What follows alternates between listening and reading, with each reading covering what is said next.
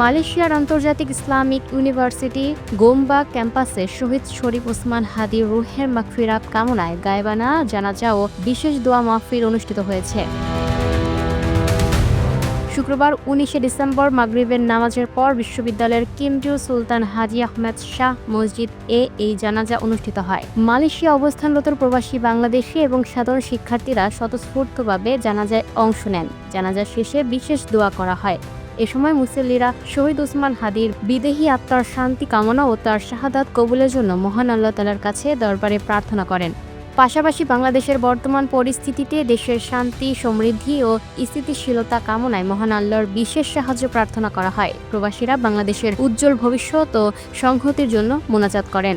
অনুষ্ঠানে উপস্থিত প্রবাসীরা শহীদ ওসমান হাদির প্রতি গভীর শ্রদ্ধা নিবেদন করে বলেন, হাদি ছিলেন একজন দেশপ্রেমিক ও অকুতোভয় যুবক। তার এই মহিমান্বিত মৃত্যু দেশের তরুণ সমাজের কাছে চিরকাল দেশপ্রেমের অনুপ্রেরণা হয়ে থাকবে। প্রবাসী বাংলাদেশিরা তার এই মহান আত্মত্যাগকে অত্যন্ত শ্রদ্ধার সাথে স্মরণ করেছেন।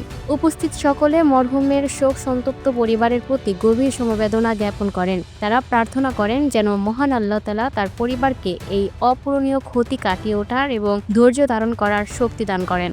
৩২ বছর বয়সী হাদি ২০২৪ সালের ছাত্র জনতা অভ্যুত্থানের একজন সম্মুখ সারির নেতা ছিলেন। তিনি ইনকিলাব মঞ্চ নামে একটি সংগঠনের মুখপাত্র ছিলেন এবং আসন্ন জাতীয় নির্বাচনে রাজধানীর ঢাকা বিজয়নগর এলাকার ঢাকা ৮ আসনে সংসদ সদস্য হিসেবে দাঁড়ানোর পরিকল্পনা করছিলেন। গত শুক্রবার ১২ ডিসেম্বর নির্বাচনী প্রচারণকালে রাজধানীর পুরানা পল্টনের বক্স কালভার্ট সড়কে চলন্ত মোটরসাইকেল থেকে দুর্বৃত্তরা রিকশায় থাকা ওসমান হাদিকে গুলি করে। আশঙ্কাজনক অবস্থায় দ্রুত তাকে ঢাকা মেডিকেলের জরুরি বিভাগে নেওয়া হয়। সেখানে চিকিৎসাধীন অবস্থায় জানা যায় গুলি ওসমান হাদির মাথার ডান দিক থেকে ঢুকে বাম পাশ দিয়ে বের হয়ে গেছে, তবে অংশবিশেষ এখনও তার ব্রেনে রয়েছে। এই অবস্থার মধ্যেই পরিবারের ইচ্ছায় তাকে রাজধানীর এভার কেয়ার হাসপাতালে স্থানান্তর করা হয়।